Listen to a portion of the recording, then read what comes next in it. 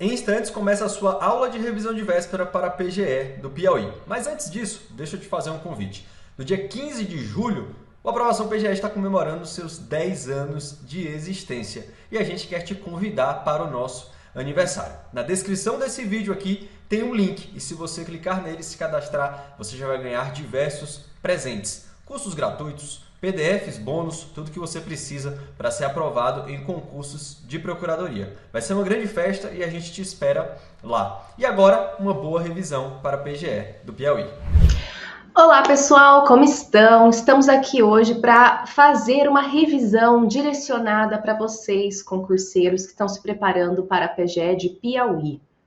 Eu sou a professora Camila Sabonge e esse bloco vai ser destinado especificamente para direito do trabalho. Depois, na sequência, a gente vai fazer também um bloco de revisão de processo do trabalho. E pessoal, eu já adianto para vocês que a gente está observando, né, nas últimas provas de procuradorias, que as provas elas estão se dividindo muito. Primeiro que elas estão cobrando de forma mais acentuada processo do trabalho, mas em direito material do trabalho, a gente observa que tem questões que às vezes vão para um lado bem teórico e outras questões que vão para um lado um pouco mais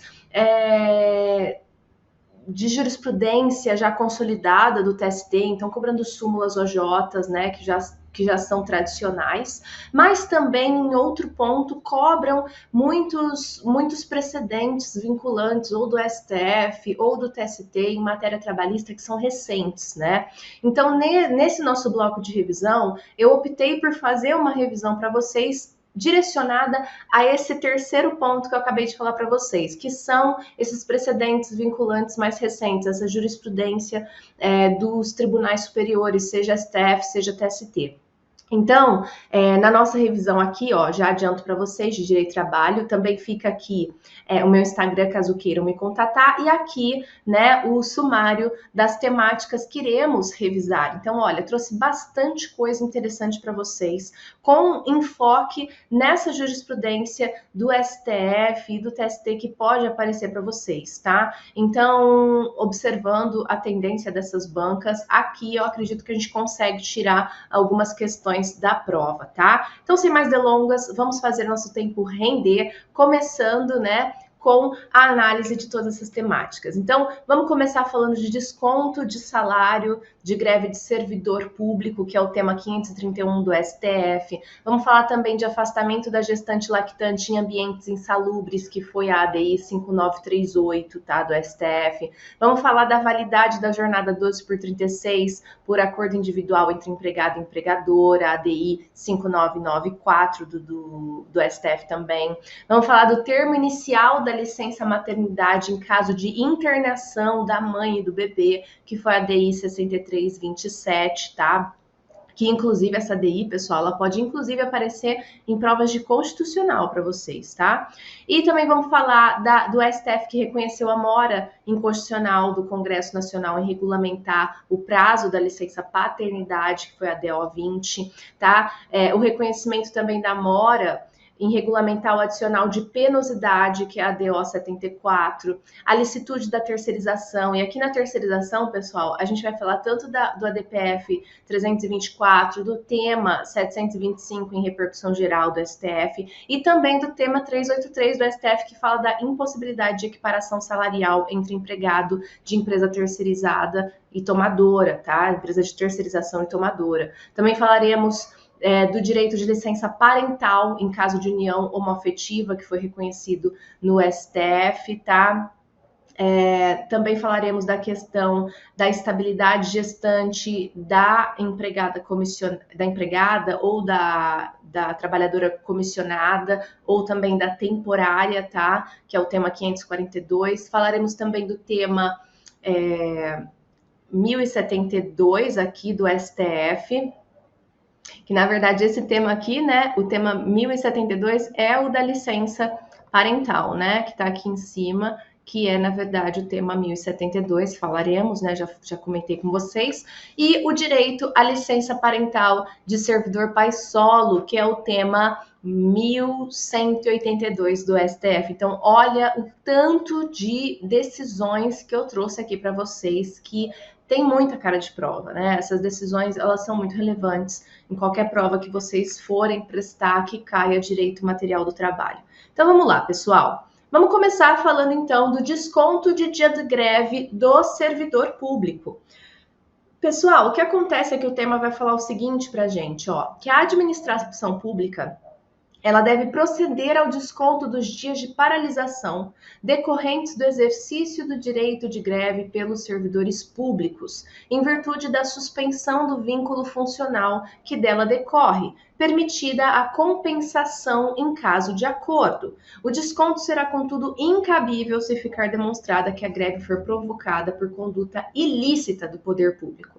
Pessoal, o que a gente tem que lembrar aqui é o seguinte, tá?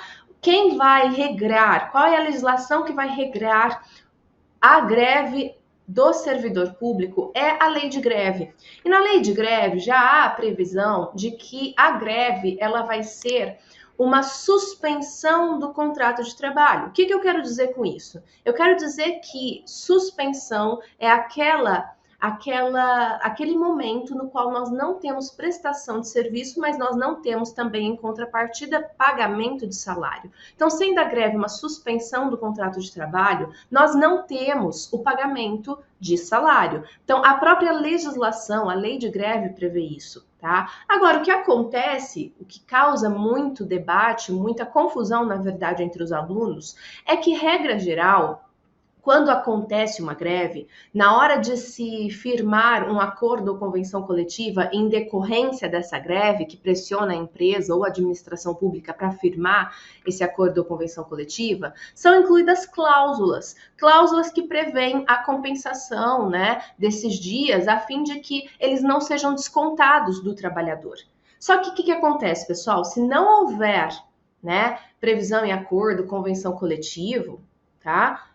Você aplica a regra geral que é da legislação, que é o desconto desses dias. Então, a tese 531, ela nada mais vem do que reafirmar o que já está previsto na legislação, na lei de greve, que é a necessidade de que o empregador, no caso aqui a administração pública, proceda o desconto dos dias de paralisação, tá? Decorrentes desse exercício de lei do direito de greve pelo servidor público. Por quê? Porque, na verdade, a greve é uma suspensão do contrato de trabalho. E aí, já aproveitando para a gente fazer uma revisãozinha, qual seria a forma de ausência de prestação de salário quando se tem o pagamento, na verdade, a forma de suspensão da prestação de serviço quando se tem o pagamento de salário?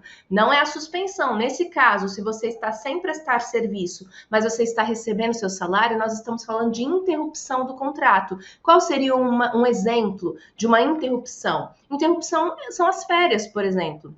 Nas férias você não trabalha, mas existe a previsão de que você vai receber o seu salário, tá? Agora, no caso da greve, tá? A greve é uma forma de pressão, né, no qual os trabalhadores reivindicam direitos? Sim, mas eles também têm um contraponto, também têm um ônus que acabam tolerando, que é essa situação na qual eles vão experimentar a possibilidade de descontos salariais. Então, também há um risco, né, que deve ser experimentado pelos trabalhadores em razão da greve, tá? Então, esse é o primeiro ponto. A administração pública deve proceder ao desconto dos dias de paralisação decorrentes do exercício de direito de greve pelos servidores públicos, em virtude dessa suspensão do vínculo funcional que dela decorre. Ok. Agora, o segundo ponto, o que vai falar?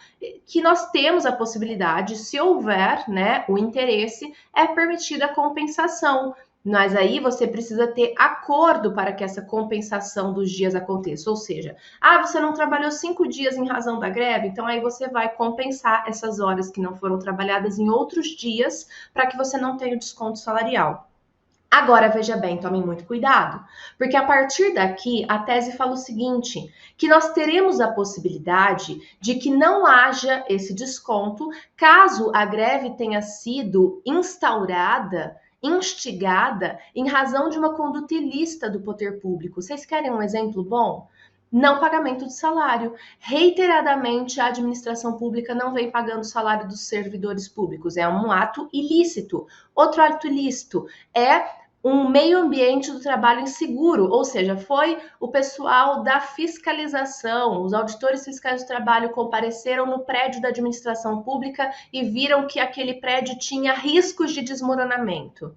Tá? Então, as condutas eram arriscadas para que aqueles trabalhadores permanecessem prestando serviço ali. Ou havia uma máquina, né, uma máquina que tinha que ser utilizada para prestação de serviço que não tinha os equipamentos de proteção coletivo necessários, o que colocava em risco os trabalhadores. Ou os trabalhadores estavam exercendo seu serviço sem o fornecimento de equipamentos de proteção individual, o EPI, né? Tudo isso gera um meio ambiente do trabalho insalubre, arriscado, tá? Em razão disso, nós podemos ter a greve ambiental. Os trabalhadores não vão trabalhar em razão de uma conduta ilícita, né, do empregador. Então, nesse caso, a tese prevê que o desconto ele vai ser incabível, tá? Se ficar demonstrado que a greve foi provocada em razão de uma conduta ilícita do poder público, tá? Então, vejam quantas camadas importantes essa tese possui.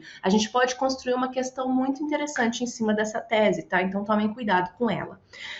Pessoal, aí trazendo um bônus para vocês, vamos falar um pouquinho da competência, né? Quando a gente fala da questão da administração pública e da greve na administração pública, tá? Porque veja bem, quando nós estamos falando de competência da Justiça do Trabalho, né? Nós temos a competência da Justiça do Trabalho nas ações oriundas de relação de trabalho. E dentro da relação de trabalho, nós temos, além da relação empregatícia, nós temos a relação do autônomo, prestação de serviço do autônomo, prestação de serviço do estagiário, prestação de serviço pelo cooperado, prestação de serviço pelo voluntário, pelo avulso, pelo eventual, né? E havia uma discussão sobre também a competência da Justiça do Trabalho quando estávamos diante de trabalhadores, sejam eles servidores, sejam eles empregados públicos, sejam eles temporários, quando eles estão prestando serviço para a administração pública, em razão da redação desse nosso inciso 1, que fala que as ações oriundas da relação de trabalho, abrangidos os entes de direito público externo, da administração pública direta e indireta, da União, dos estados, do DF e dos municípios, seria competência da Justiça do Trabalho. Então, todas essas demandas estariam abarcadas pela competência da Justiça do Trabalho, tá? Isso foi em decorrência da ampliação da Emenda Constitucional 45 de 2004. Mas aí, pessoal, depois dessa emenda de 2004, começou-se a ter uma construção jurisprudencial no sentido de interpretar esse inciso, a fim de que a gente tivesse a seguinte divisão atualmente na jurisprudência. A gente precisa, a fim de delimitar a competência do seu trabalho, quando estamos falando de servidores da administração pública, quando estamos falando do empregador sendo a administração pública, tá? Nós precisamos olhar qual é o vínculo por trás daquela relação de trabalho. Então, as pessoas de direito privado, empresas públicas e sociedades de economia mista, elas sempre contratam pelo regime seletista. Então, nesse caso, é muito fácil. A gente vai olhar, é empresa pública, é sociedade de economia mista, nós teremos a competência da Justiça do Trabalho. Por quê? Porque o vínculo será seletista. O difícil é quando nós estamos diante de pessoa jurídica de direito público, né, sendo União, Estado, DF, município, autarquias e fundações públicas, tá? Porque nesse caso a gente pode ter 3 tipos de relações. Nós podemos ter a relação seletista, então, nós temos empregados públicos prestando serviço com vínculo seletista, regido pela CLT. Nesse caso, nós teremos a competência da Justiça do Trabalho, tá? Que o vínculo seletista atrai a competência da Justiça do Trabalho. Agora, pessoal, quando nós estamos falando de servidores públicos estatutários, ou seja, são aqueles que são regidos por um estatuto, nesse caso nós teremos a competência da Justiça comum, tá? Não é competência da Justiça do Trabalho.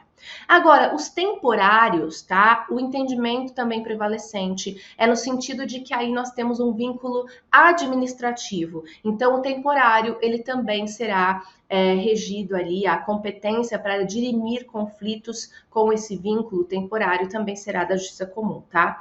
Então, cuidado também que no caso da relação seletista, o STF ainda vem trazendo algumas limitações, dizendo que mesmo sendo uma relação seletista, tá? A Justiça do Trabalho, ela não abarca discussões que se relacionam com atos administrativos. Um exemplo, né, que foi já julgado pela jurisprudência, é o caso da exoneração de emprego em estágio probatório e dispensa em relação à aposentadoria voluntária. Já foram 2 casos que foram julgados pelo STF, no qual, mesmo sendo um vínculo seletista, foi afastada a competência da Justiça do Trabalho em razão de ser entendido como um ato administrativo. Essa análise se havia ou não exoneração do empregado em estágio probatório e se havia também essa aposentadoria voluntária. Seriam atos administrativos, em razão disso também afastaria a competência da Justiça do Trabalho, tá? Outra situação que também foi afastada a competência da Justiça do Trabalho, em razão de decisão do STF, é questões que se relacionam com a fase pré-contratual. Então, seleção, né, admissão de pessoal, eventual nulidade em algum tipo de processo seletivo, edital, né, de algum concurso para contratação desses trabalhadores, isso também não seria competência da Justiça do Trabalho, seria competência da Justiça Comum. E aí, qual Justiça Comum? Depende se é um servidor federal, se é um servidor estadual, aí a gente vai ter essa divisão, tá, pessoal? Muito bem, então aqui também outra questãozinha que é importante a gente ressaltar antes de passar para frente é que nós temos também a questão da competência da Justiça do Trabalho para demandas que envolvem o direito de greve. Tá? E aí, pessoal, no caso das demandas que versam sobre o direito de greve, de acordo com o artigo 114 da Constituição, a competência é da Justiça do Trabalho. Inclusive, nós temos uma súmula vinculante, a súmula 23 do STF, que diz que a Justiça do Trabalho também é competente para processar ações possessórias, tá? Então, se tiver alguma questão de trabalhadores que invadiram a sede de uma empresa em razão da greve, né? Para onde essa empresa vai levar a sua demanda para que aqueles trabalhadores sejam impedidos de prejudicar o fluxo, né, dos trabalhadores que não ingressaram na greve ou dos clientes que querem ingressar naquele local, vão fazer barricadas na frente da empresa a fim de prejudicar o fluxo daquela empresa, né? As demandas serão de competência da Justiça do Trabalho, essas ações possessórias serão de competência da Justiça do Trabalho. Ações indenizatórias em razão também de prejuízos causados pela greve abusiva também são de competência da Justiça do Trabalho, tá?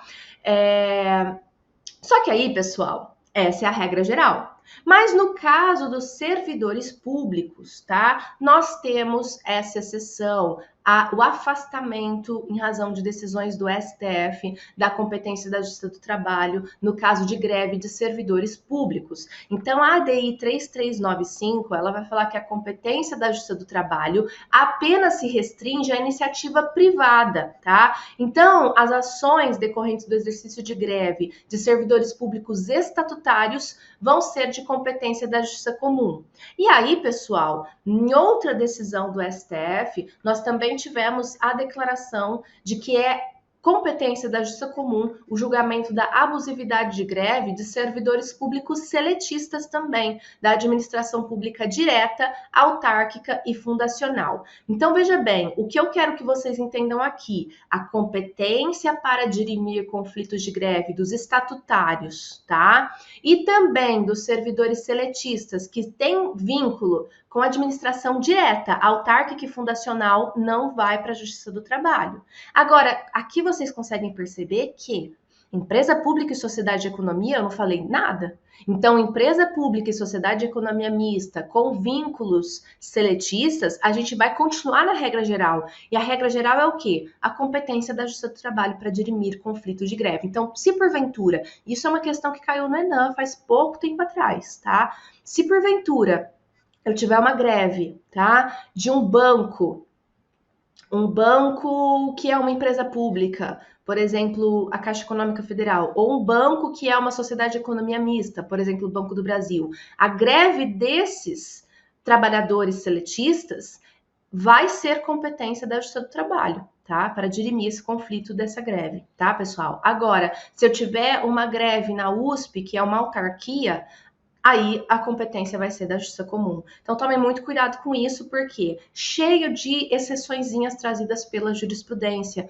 Aqui a gente também pode tirar uma questão muito boa, né, para vários concurseiros acabarem errando. Então a gente sabe que o examinador de prova objetiva, ele não tem, né, muito amor no coração. Então aqui eu acredito que dá para tirar uma questão interessante também, tá?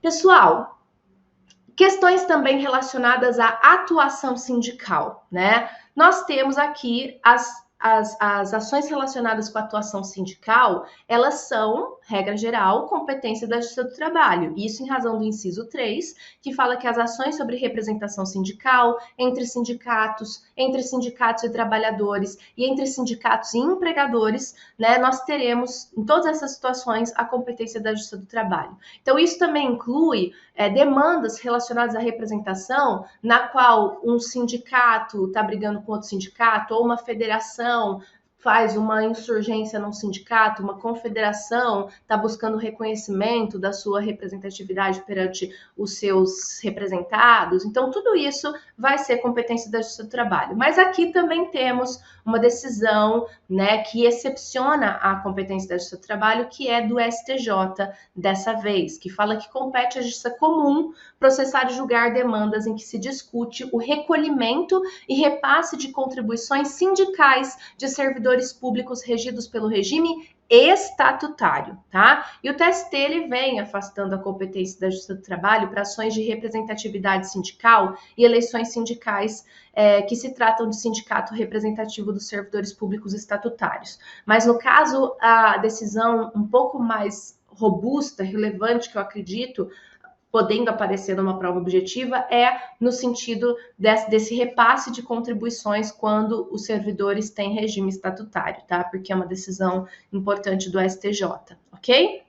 E aí sim, nós fechamos toda essa parte relacionada com greve do servidor público, com as competências também relacionadas a esses conflitos que podem envolver os servidores públicos, né? Que seria aí um bônus que acabou decorrendo dessa nossa primeira tese, e a gente vai para a nossa segunda tese da revisão, que é a validade da jornada 12 por 36, por acordo individual entre empregado e empregador. Pessoal, o STF, ele manteve a regra da reforma trabalhista, que permitiu essa adoção da jornada 12 por 36, não só por meio de acordo ou convenção coletiva, ou seja, com o sindicato representante da categoria profissional negociando com a empresa ou negociando com o sindicato dos empregadores, né? Que era o que decorria da própria Constituição, mas também trouxe a possibilidade de que essa jornada 12 por 36, ou seja, 12 horas de trabalho e 36 horas de descanso, fosse adotada por meio de negociação coletiva, negociação individual, acordo individual do trabalho, ou seja, o empregado chegando no seu empregador e negociando. E, na verdade, nós sabemos que o que acontece são ofertas do empregador ao empregado, num sentido ali de contrato mais por adesão, né? Onde o empregado acaba anuindo, né, a essa jornada sem muito poder negociar. E por causa disso, pessoal, isso foi questionado perante o STF, essa possibilidade de que a jornada 12 por 36 fosse também acordada por meio de negociação individual, acordo individual entre empregado e empregador. Isso foi questionado perante o STF, mas o STF disse que não, que a reforma trabalhista preveu e que é constitucional. Por quê?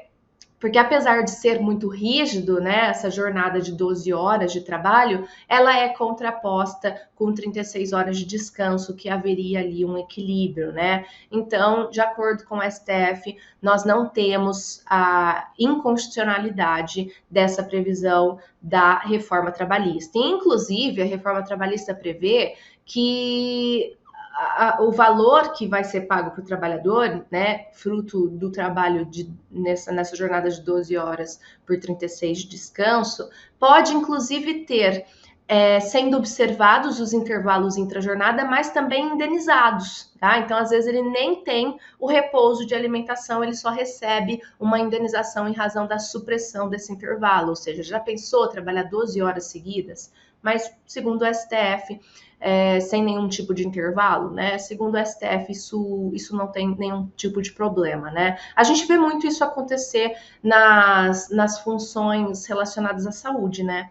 E há muitas denúncias, né, no Ministério Público do Trabalho, inclusive em razão da exaustão, né, de enfermeiros, de técnicos de enfermagem, né, e a gente sabe que existe uma questão muito delicada da segurança, né, que eles lidam com questões muito relevantes, né, então, enfim, fica aí a crítica, mas para vocês, na prova objetiva, é só saber que é válida a jornada 12 por 36 e é válida firmar essa jornada 12 por 36 por acordo coletivo, por convenção coletiva e também por acordo individual entre empregado e empregador. Essa é a decisão do STF, ok?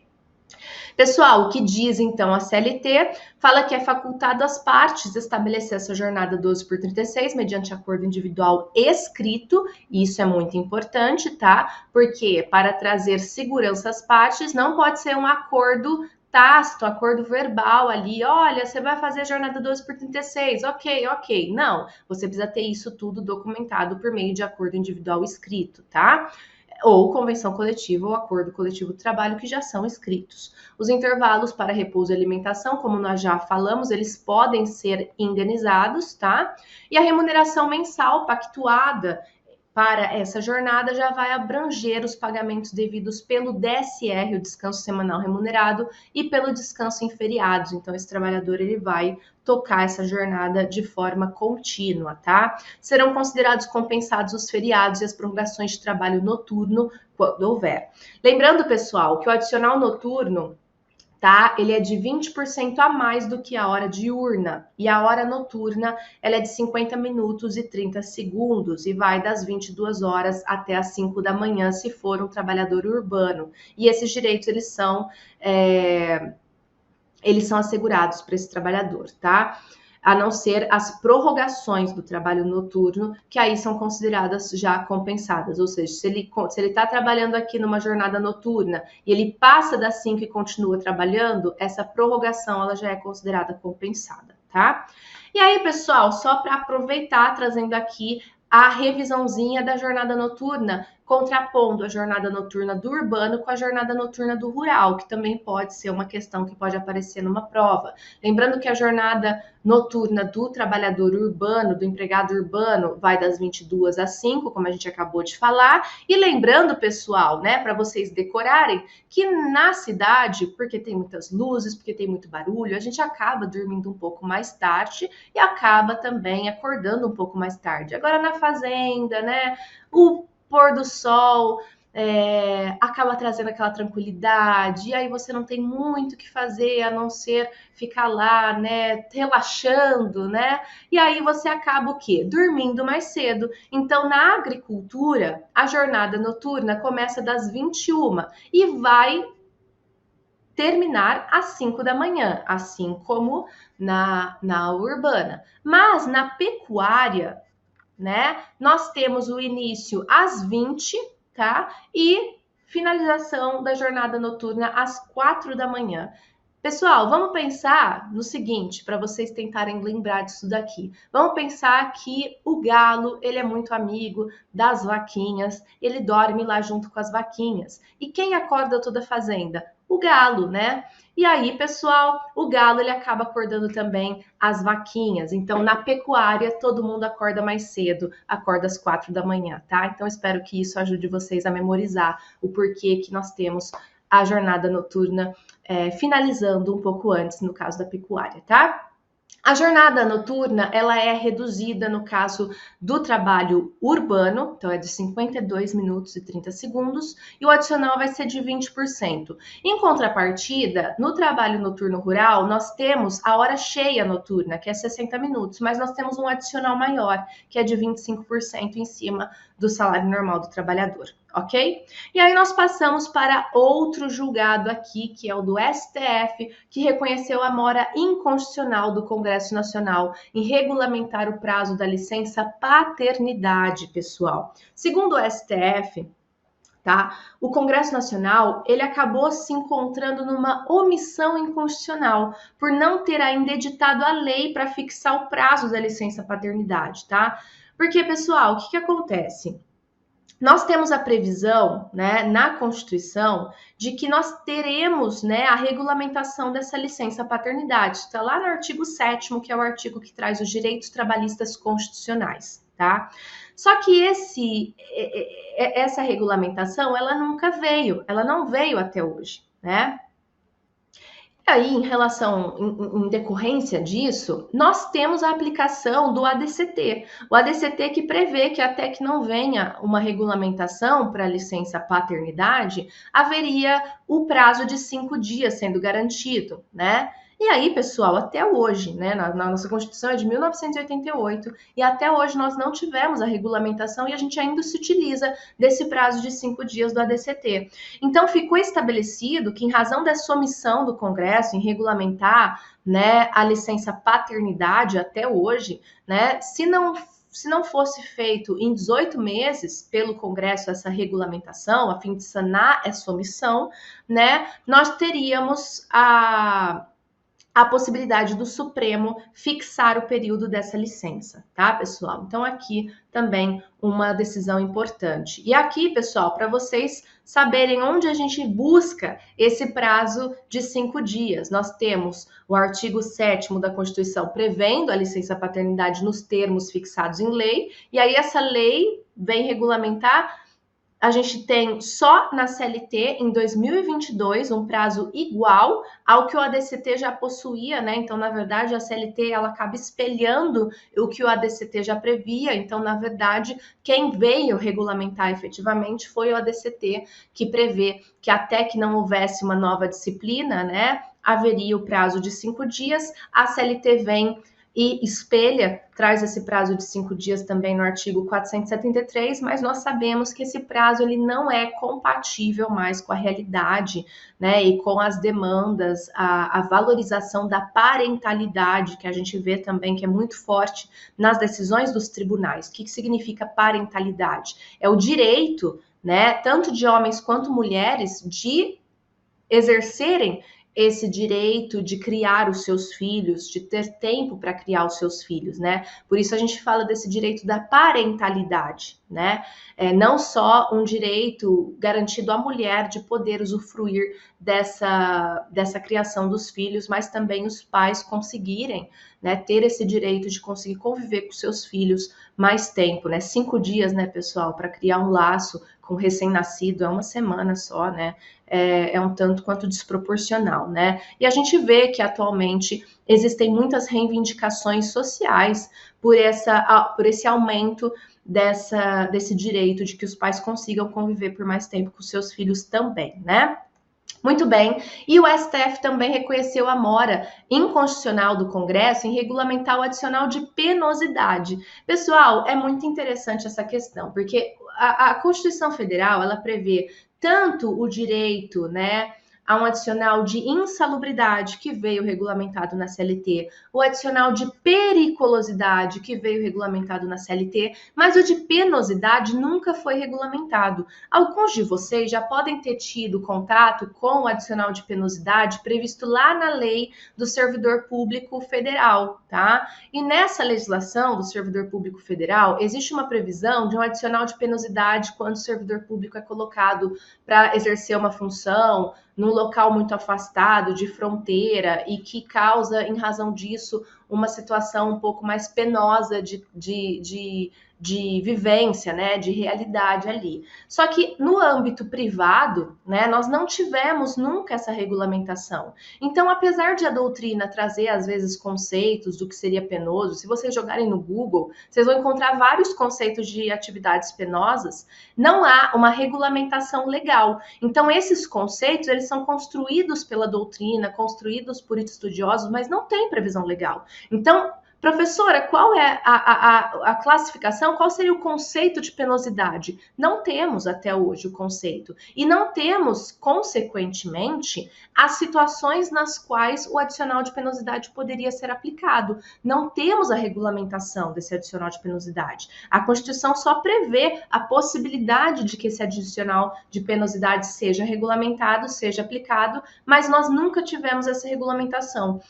Então, o Congresso Nacional, até hoje, né, e a Constituição, novamente, ela é de 1988, não veio regulamentar o inciso do artigo 7º que prevê o adicional de penosidade. Em razão disso, o STF reconheceu essa mora inconstitucional e fixou um prazo de 18 meses para adoção de medidas legislativas, né, para que seja regulamentado esse direito, e ressaltou que não está impondo um prazo para atuação legislativa do Congresso, mas apenas fixando um parâmetro temporal razoável para que o Congresso supra essa mora legislativa. Isso foi dito no ADO 74, tá? E aproveitando para fazer a nossa revisão, não temos um conceito legal de penosidade, não temos um adicional, né, o valor de um adicional. Consequentemente, não sabemos quando ele seria aplicável. Mas, em contrapartida, nós temos os valores do adicional de insalubridade e de periculosidade. Quais são eles, né, que geralmente caem em prova?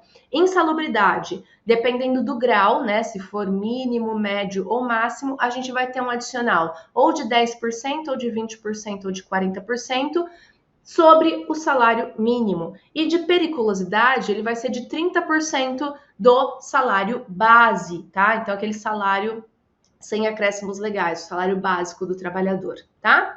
E aí, pessoal, nós chegamos aqui num ponto crucial da nossa revisão. Nós faremos uma revisão de vários entendimentos jurisprudenciais sobre terceirização, que é um tema que vira e mexe e cai em prova, né, pessoal? Porque nós temos vários entendimentos do STF sobre o assunto. Então, nós vamos ver eles agora. Pessoal, a primeira coisa que a gente tem que saber quando a gente fala de trabalho terceirizado é o que é o trabalho terceirizado, né? Porque às vezes a gente fica vendo um monte de julgado sobre o que é o trabalho terceirizado e a gente não sabe o básico, que é o conceito desse trabalho terceirizado. Então, pessoal, quando a gente fala de terceirização de serviços, nós estamos falando de uma relação, triangular. Por que eu falo de uma relação triangular? Porque numa ponta eu tenho uma empresa de terceirização. Essa empresa de terceirização ela é criada para contratar trabalhadores e colocar esses trabalhadores à disposição de outras empresas. Então vamos lá. Numa ponta aqui eu tenho a empresa de terceirização. Essa empresa de terceirização ela é buscada pela empresa tomadora de serviços. E eles vão firmar um contrato civil, um contrato empresarial, no qual é acordado que essa empresa tomadora de serviço paga a empresa de terceirização para que essa empresa de terceirização coloque à disposição da empresa tomadora os seus trabalhadores. Então, na outra ponta do trabalho aqui, vamos ter um empregado terceirizado ou trabalhador terceirizado. E por que eu falo empregado terceirizado? Porque o empregado terceirizado ele tem uma relação empregatícia com a empresa de terceirização. Ele é empregado da empresa de terceirização. Aqui nós temos vínculo. Só que ele é trabalhador terceirizado para o tomador de serviços, porque aqui, com o tomador de serviço, não tem vínculo. É essa a grande questão. O trabalho terceirizado significa que o tomador de serviços não tem vínculo com o trabalhador que presta serviço para ele. O trabalhador terceirizado, ele vai ter vínculo com quem? Com a empresa de terceirização. Só que, regra geral, tá? Na realidade da vivência trabalhista, o que acontece é que esses trabalhadores, eles são contratados a fim de que haja uma precarização de serviço. Às vezes essas empresas de terceirização, elas não têm onde cair mortas, né? Ou elas começam, quando começa a ter algum problema financeiro, a não pagar os direitos trabalhistas para os seus trabalhadores terceirizados, e quando os trabalhadores terceirizados vão buscar seus direitos com a empresa de terceirização, essa empresa de terceirização já se diluiu, já nem mais existe, você já nem encontra mais nada dela. E por isso que é importante a gente falar o quê? Da responsabilidade subsidiária, que é o que geralmente cai quando se fala de trabalho terceirizado. O que é a responsabilidade subsidiária? Significa o seguinte, que num primeiro momento, tá? Você, trabalhador terceirizado, que quer reivindicar seus créditos trabalhistas que não foram pagos, você tem que ir contra a empresa de terceirização, que é o seu empregador. Agora, se essa empresa de terceirização não paga, o que acontece na maioria dos casos, você tem possibilidade de ir pleitear os seus direitos da empresa tomadora de serviço. Aí você percebe que existe um benefício de ordem, ou seja, primeiro você tem que ir contra a empresa de terceirização e só depois, ela não pagando, você pode ir contra o tomador de serviço. Por isso, a responsabilidade subsidiária, que é a responsabilidade da empresa tomadora de serviço, resulta, significa que existe um benefício de ordem. Primeiro você vai contra a empresa de terceirização e depois contra a empresa tomadora de serviço. E aí, pessoal, antes de ingressar no que o STF vem falando sobre a terceirização, eu trouxe aqui alguns artigos relevantes da lei de terceirização que define essa prestação de serviço para que a gente consiga analisar juntos. Vamos lá? Então, aqui, a Lei 6.019, que foi alterada pela reforma trabalhista, passou a prever aqui no artigo 5º-A algumas questões sobre o trabalho terceirizado. Então, primeiro fala que a contratante é a pessoa física ou jurídica que celebra contrato com a empresa de prestação de serviços relacionados a qualquer de suas atividades. Então, aqui você já percebe, que a empresa contratante, que é a empresa tomadora de serviços, ela pode terceirizar qualquer atividade, de acordo com a legislação, tá? Você já tem a possibilidade de terceirizar atividade meio, atividade fim, qualquer atividade pode ser terceirizada, inclusive sua atividade principal. E o parágrafo 1º vai falar que é vedada a contratação a contratante, a utilização de trabalhadores em atividade distinta daquela que foi objeto do contrato de terceirização. Então, se eu contrato uma faxineira, eu não posso colocar a faxineira para exercer outra atividade, tá? Então, no contrato de terceirização, há especificamente a atividade que aquele trabalhador vai exercer. Parágrafo 2º fala que os serviços contratados poderão ser executados nas instalações físicas da empresa contratante ou em outro local de comum acordo entre as partes. E o parágrafo 3º vai falar que é responsabilidade da contratante garantir as condições de segurança, higiene e salubridade dos trabalhadores, quando o trabalho for realizado em suas dependências ou local previamente convencionado em contrato, tá? Então, é responsabilidade do contratante, da tomadora de serviço, garantir pelo menos condições de segurança, higiene e salubridade para os trabalhadores terceirizados, tá? Quando ele exercer essas atividades nas dependências desse tomador de serviço, ok? Parágrafo 4º vai falar que o contratante poderá, é uma opção, ele poderá estender ao trabalhador da empresa de prestação de serviço, ou seja, o terceirizado, o mesmo atendimento médico, ambulatorial, refeição destinado aos seus empregados, existente nas dependências da contratante ou local por ela designado. E aí, pessoal, parágrafo 5º, que é muito, muito importante, ele fala que a empresa contratante, ou seja, a tomadora de serviço, ela é subsidiariamente responsável pelas obrigações trabalhistas referentes ao período em que ocorrer a prestação de serviço. E o recolhimento das contribuições previdenciárias observará o disposto no artigo 31 da Lei 8.212, tá? Então, aqui é importante porque ele traz a responsabilidade subsidiária para todas, as verbas trabalhistas, todos os créditos trabalhistas decorrentes daquele lapso de prestação de serviço, tá? E aí aqui, depois de ter visto o que a legislação fala sobre o assunto, a gente vai entrar no que o STF fala sobre o assunto. E o STF, vocês vão perceber que vem reafirmar muitos artigos que já estavam na legislação, como, por exemplo, esse tem um da tese firmada no ADPF 324, que fala que é lícita, é lícita a terceirização de toda e qualquer atividade. A gente já viu que isso estava previsto no artigo 5º-A e agora vem também previsto aqui, é lícita toda e qualquer atividade ser terceirizada, seja ela meio, seja ela fim, não se configurando relação de emprego entre a contratante e o empregado da contratada. E o item 2 vai falar o quê? Que a terceirização compete, a contratante, então a tomadora de serviço na terceirização, precisa verificar a idoneidade e a capacidade econômica da terceirizada e vai responder de forma subsidiária pelo cumprimento das normas trabalhistas, também das obrigações previdenciárias. Então, vocês percebem que esse item 1, ele vai copiar, né, o que já estava na legislação, mas aqui nós temos, né, um item que é esse da necessidade de verificação de idoneidade da capacidade econômica da empresa terceirizada, é um item da tese que é muito utilizado em demandas quando você quer justificar que aquela terceirização ela é ilícita, né? Então, se a empresa de tomadora de serviços ela não fez nenhum tipo de investigação da idoneidade, né, da capacidade econômica daquela terceirizada, isso é um grande indício de fraude, da tentativa de burlar os créditos trabalhistas por meio de contratação de uma empresa laranja, que às vezes não tinha condições econômicas suficientes para arcar com esses créditos dos trabalhadores. Então, esse item ele é muito utilizado para isso, para a gente tentar alegar que existe fraude na terceirização, que a terceirização ela é ilícita. Mas mesmo que você não consiga comprovar a idoneidade da empresa ou comprovar que a tomadora de serviços não conseguiu ou não fiscalizou a idoneidade, nada disso importa, né? O item 1 ele não é relevante para que você consiga configurar a responsabilidade subsidiária, porque são coisas distintas, tá? A empresa tomadora de serviço precisa verificar a idoneidade? Precisa. Mas isso é um requisito para que tenha responsabilidade subsidiária? Não. Inclusive porque a responsabilidade subsidiária não é só trazida pelo entendimento da STF, ela está prevista expressamente na própria legislação da terceirização, tá?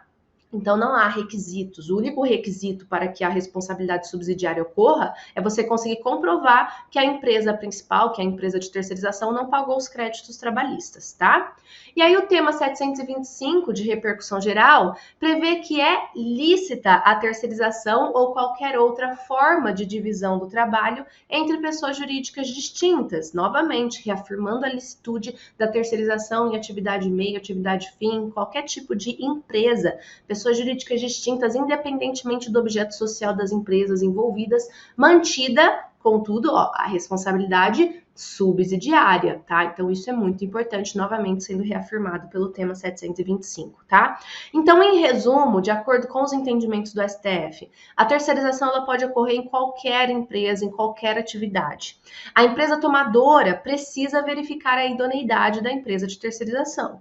A empresa tomadora ela responde por todos os créditos trabalhistas de forma subsidiária e a responsabilidade subsidiária ela pressupõe a participação da empresa tomadora de serviços no processo judicial, bem como a inclusão no título executivo judicial. Isso aqui, pessoal, que eu trouxe aqui no finalzinho, é um entendimento que foi reafirmado na tese 725, mas na verdade ela é oriunda da súmula 331 do TST, que prevê que a responsabilidade subsidiária ela só ocorre se a empresa tomadora de serviço tiver participado do processo judicial e em decorrência disso ela tenha sido incluída no título executivo judicial, que nada mais é do que a sentença transitada em julgado que depois vai ser executada contra a empresa de terceirização e também contra a empresa tomadora de serviço. Então, ela tem que ter tido a possibilidade de se defender no processo, por isso ela tem que ter sido incluída no processo judicial, ok? Muito bem, com isso nós terminamos, né? Na verdade não terminamos ainda a parte de terceirização, não. Ainda falta a parte da equiparação salarial de empregados terceirizados, veja bem, que é o tema 383 do STF.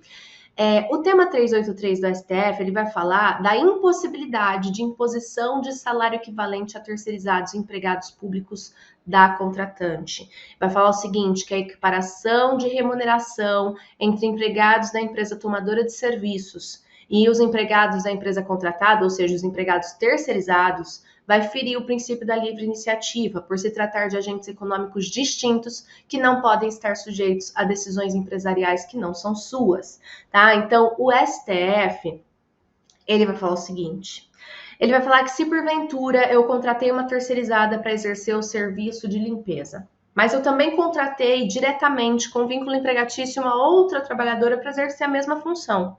Se porventura a terceirizada requerer a equiparação salarial com aquela empregada que eu contratei diretamente, tendo em vista que ela ganha mais do que a trabalhadora terceirizada, a sentença deve ser improcedente, ou seja, a trabalhadora terceirizada não tem direito de ganhar igual à trabalhadora que tem vínculo direto, mesmo que elas exerçam a mesma função de limpeza no mesmo local. Por quê? Porque os empregadores são diferentes. Quem é o empregador da trabalhadora terceirizada é a empresa de terceirização. E no caso de eu, tomadora de serviço, ter contratado diretamente uma outra funcionária, eu serei o empregador dela, mas não serei o empregador da trabalhadora terceirizada. Então, a equiparação salarial, nesse caso, não deve ocorrer. É isso que o tema 383 fala, tá? Seguindo, pessoal, vamos falar agora um pouquinho do afastamento de gestantes e lactantes de ambientes insalubres, tá? A proteção contra a exposição da gestante lactante de atividades insalubres caracteriza como importante direito instrumental protetivo tanto da mulher quanto da criança, tá? Tratando-se de normas de salvaguarda dos direitos sociais da mulher e também da dignidade, efetivação integral da proteção do nascituro, tá? Possibilitando seu pleno desenvolvimento de maneira harmônica, segura e sem riscos decorrentes de exposição a ambientes insalubres, de acordo com o artigo 227 da Constituição.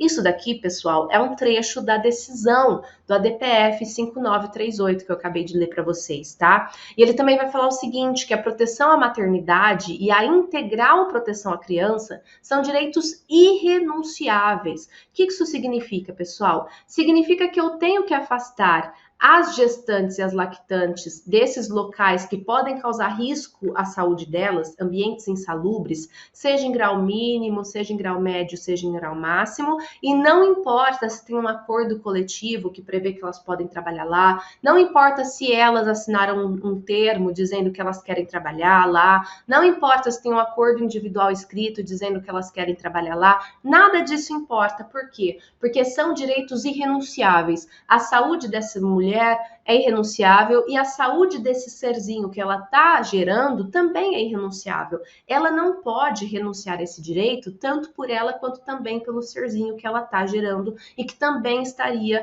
exposto a situações inseguras em razão do trabalho nesse ambiente insalubre, tá? Então, não podem ser afastados esses direitos pelo desconhecimento, impossibilidade ou própria negligência da gestante ou lactante em apresentar um atestado médico. E por que a decisão está falando sobre isso? Porque a reforma trabalhista tinha trazido, né, a condicionante, né, do afastamento em alguns graus de insalubridade a apresentação do atestado médico de um médico de confiança da gestante dizendo que ela não estava, que seria arriscado para ela estar exposta àquele ambiente. Só que isso gerava um grande problema, né, para a maioria das gestantes que estão condicionadas ao trabalho na verdade, ao trabalho não, mas a situação de serem atendidas pelo Sistema Único de Saúde, que às vezes você demora muito tempo para conseguir uma consulta, né?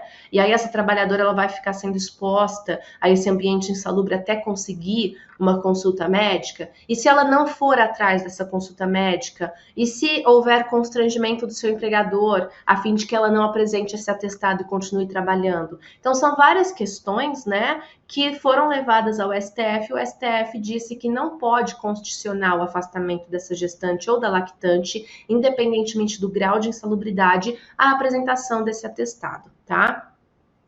E aí, como que ficou a CLT em razão do impacto dessa decisão do STF? Esses riscados que eu trouxe para você são as partes da reforma trabalhista que condicionavam, né, esses afastamentos à apresentação do atestado do médico de confiança da mulher. Então, hoje em dia, como é que ficou a CLT? O artigo 394-A prevê que, sem prejuízo da remuneração da gestante, ela vai ser afastada, né, dos locais que tenham trabalho insalubre, né, seja em grau máximo, seja em grau médio, seja em grau mínimo, tá? Estando gestantes ou estando lactantes, seja em grau máximo, seja em grau médio, seja em grau mínimo. Em qualquer grau, tanto a gestante quanto a lactante serão afastadas sem prejuízo da sua remuneração, incluindo o valor da adicional de insalubridade, tá? Então, elas serão afastadas sem necessidade de apresentação desse atestado médico. Tá? E aí, outra decisão que se relaciona também com essa questão da licença maternidade é o termo inicial dessa licença, nos casos da mãe ou do bebezinho ficarem internados, tá? Então, no caso de internação pós-parto, ou seja, a mãe pariu, e aí o bebezinho ou a mãe ficaram internados. Nesses casos de internação que durem mais de 2 semanas, o termo inicial da licença maternidade e do salário maternidade vai ser a alta hospitalar da mãe ou do bebê, o que acontecer depois. Por quê, pessoal? Porque a ideia é que o salário maternidade e a licença maternidade só comece quando os dois estiverem juntos. Então, se o bebê tem alta, mas a mãe continua internada, eles não estão juntos. Ou se o bebê tem alta, se a mãe tem alta e o bebê continua internado, eles não estão juntos, eles não estão na casa usufruindo desse momento, né, de adaptação. Então, só vai começar a partir do momento que os dois estiverem alta. Então, no caso de internação pós-parto, que dure mais de 2 semanas, o termo inicial dessa licença maternidade e do salário maternidade é a alta hospitalar da mãe ou do recém-nascido, que acontecer por último, prorrogando-se ambos os benefícios por igual período da internação. Então, na verdade, o que acontece é a gente tem a possibilidade da prorrogação, a fim de que eles possam usufruir por esse período a mais, né, que eles não ficaram juntos, tá, pessoal? Então, aqui, passando para o outro julgado, tema 542, a gente vai falar sobre o fato do STF ter reconhecido a estabilidade gestante da trabalhadora comissionada ou temporária. Pessoal, essa questão de estabilidade gestante sempre causa uma grande confusão. Porque, veja bem, primeiramente, o TST tem uma súmula, a súmula 244 do TST, que ainda está vigente, né, que é a súmula mais importante da estabilidade gestante. E nessa súmula é previsto que tanto as trabalhadoras com contrato por prazo indeterminado, quanto trabalhadoras empregadas com contrato por prazo determinado, seja contrato por prazo indeterminado, seja contrato por prazo determinado, a empregada, ela possui estabilidade. Ponto. Estabilidade gestante. Ponto. Veio uma decisão no incidente de assunção de competência do TST e excluiu as trabalhadoras temporárias da estabilidade gestante, tá? E aí tiveram algumas decisões turmárias que excluíam alguns contratos por prazo determinado. E isso criou uma grande confusão. Os alunos se confundem muito com isso. Mas o que vocês têm que levar para a prova é o seguinte: decisão turmária não vincula. Decisão turmária não é precedente vinculante. Então, se a prova pergunta assim, de acordo com o entendimento vinculante do TST, é a súmula 224 que vocês têm que colocar. No máximo, incidente de assunção de competência do TST, porque é uma decisão vinculante, é um precedente vinculante. Então, se a questão fala que a empregada com contrato por prazo indeterminado tem estabilidade, tá certo. A empregada com contrato por prazo determinado tem estabilidade? Tá certo. De acordo com o incidente de assunção de competência do TST, precedente vinculante, a trabalhadora temporária não tem estabilidade? Tá certo. Mas aí você vem para essa decisão maravilhosa do STF, que prevê o seguinte: que a trabalhadora gestante ela vai ter direito à licença maternidade independentemente do regime jurídico, independentemente se é um vínculo contratual, independentemente se é um vínculo administrativo, independentemente se ela tem um contrato por prazo indeterminado, independentemente se ela tem um cargo comissionado, ou seja, um contrato precário, independentemente se ela tem um contrato temporário, ela vai ter estabilidade, ponto. Isso faz com que muitos doutrinadores falem que o incidente de assunção de competência do TST tenha caído. Mas fato é que ele não foi cancelado.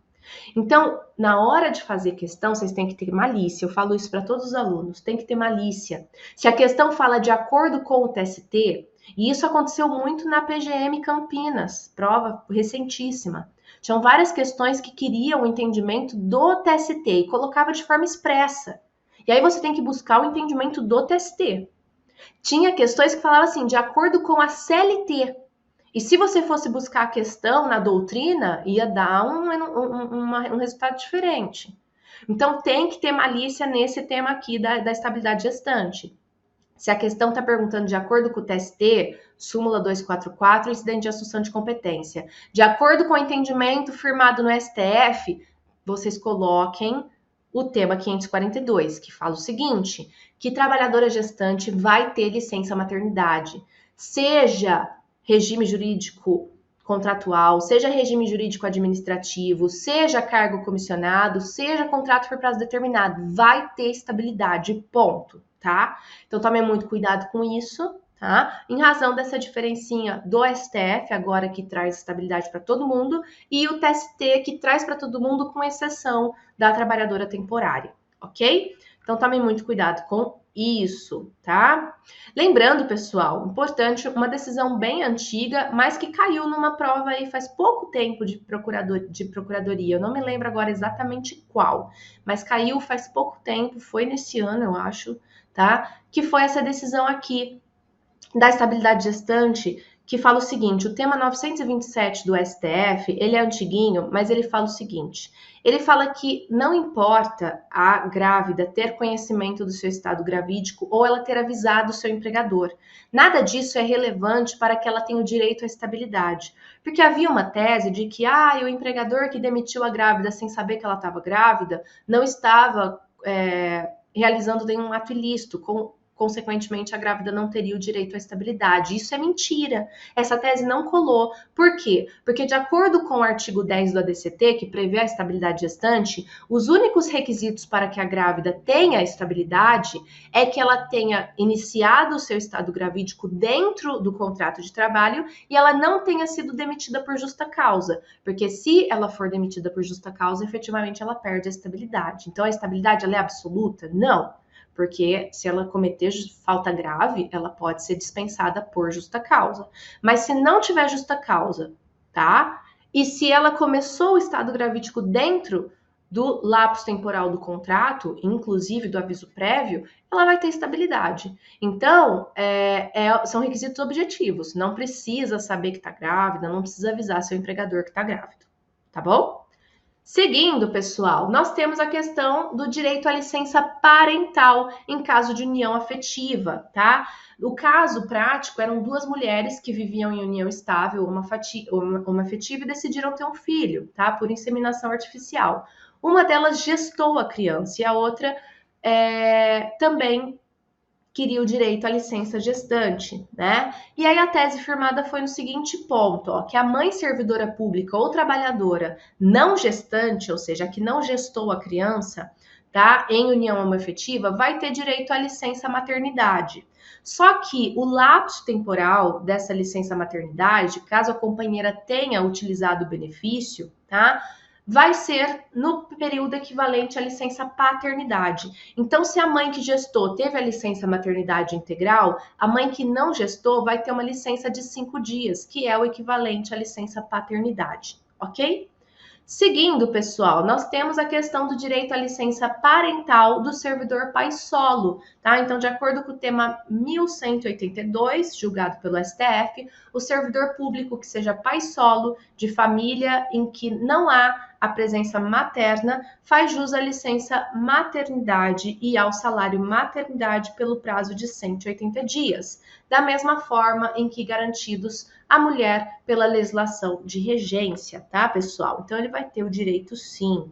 E aí, com isso, pessoal, nós terminamos essa nossa revisão de direito do trabalho. Vamos lá tomar um cafezinho e já voltem que daqui a pouco a gente vai falar de direito processual do trabalho. Até mais!